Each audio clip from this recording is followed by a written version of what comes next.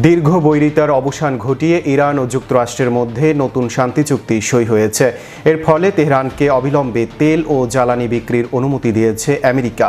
তবে এই চুক্তি সইয়ের পর ইরানকে আর কি সুবিধা দেবে যুক্তরাষ্ট্র? চুক্তি সইয়ের পর বাস্তব চিত্র ইতিমধ্যে বদলাতে শুরু করেছে। অলাভজনক সংস্থা ইউনাইটেড অ্যাগনেস্ট নিউক্লিয়ার ইরান জানিয়েছে, গত এপ্রিল মাসে নিষেধাজ্ঞা শুরু হওয়ার পর এই প্রথম ওমান উপসাগর দিয়ে লোকেশন ট্র্যাকার সচল রেখে এগিয়ে চলেছে অপরিশোধিত তেলবাহী একটি ইরানি সুপার ট্যাঙ্কার, যা চাবাহার বন্দর থেকে ছেড়ে এসেছে।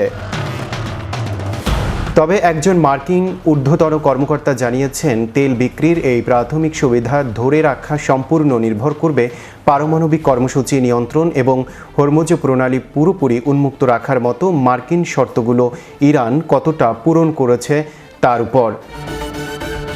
কৌশলগত এই চুক্তির ফলে দুই দেশের মধ্যকার অবরোধ উঠে যাবে এবং ইরানের পারমাণবিক কর্মসূচি নিয়ে আগামী 60 দিন বিস্তারিত আলোচনার পথ তৈরি হবে। বড় কোনো স্থায়ী শর্ত মানার আগেই ইরানকে এমন আর্থিক সুবিধা দেয়া এবং মার্কিন অবরোধের চাপ শিথিল করার তীব্র বিরোধিতা করছে আমেরিকা ও ইসরায়েলের অনেক আইন প্রণেতা। ওয়াশিংটন ইনস্টিটিউটের সিনিয়র ফেলো ফারজিন নাদিমি মনে করেন, এর মাধ্যমে আমেরিকা তার হাতের বড় একটি হাতিয়ার হাতছাড়া করল।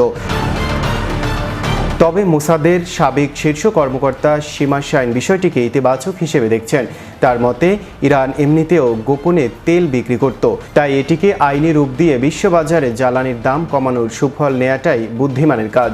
ট্রাম্প অতীতে ওবামা প্রশাসনের নগদ অর্থ পাঠানোর তীব্র সমালোচনা করলেও এবার তিনি তেল বিক্রির অনুমতি দেওয়ার পথ বেছে নিয়েছেন।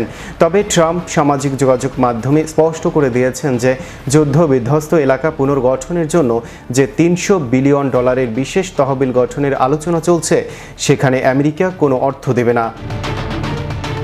বর্তমানে বিশ্বজুড়ে, বিশেষ করে চীনে, ইরানের প্রায় $100 বিলিয়ন সম্পদ আটকে রয়েছে। এর বাইরে কাতারে $6 বিলিয়ন, ওমানে $1 বিলিয়ন এবং ইরাকে বিদ্যুৎ বিক্রির $15 বিলিয়ন অবরুদ্ধ রয়েছে। তেহরান দাবি করেছে, প্রাথমিক চুক্তি সইয়ের পর আলোচনা শুরুর প্রথম ধাপে তারা $12 বিলিয়ন এবং আলোচনা চলাকালীন আরও $24 বিলিয়ন ফেরত চায়। বিশ্লেষকদের মতে, নিষেধাজ্ঞা যে কোনো সময় আবার আরোপ করা সম্ভব, কিন্তু একবার অর্থ হস্তান্তরিত হয়ে গেলে তা আর কেড়ে নেওয়া যাবে না। তাই তেহরান এখন নিষেধাজ্ঞা প্রত্যাহারের চেয়ে তাদের আটকে থাকা টেকসই নগদ সম্পদ ফিরে পাওয়ার দিকে বেশি জোর দিচ্ছে।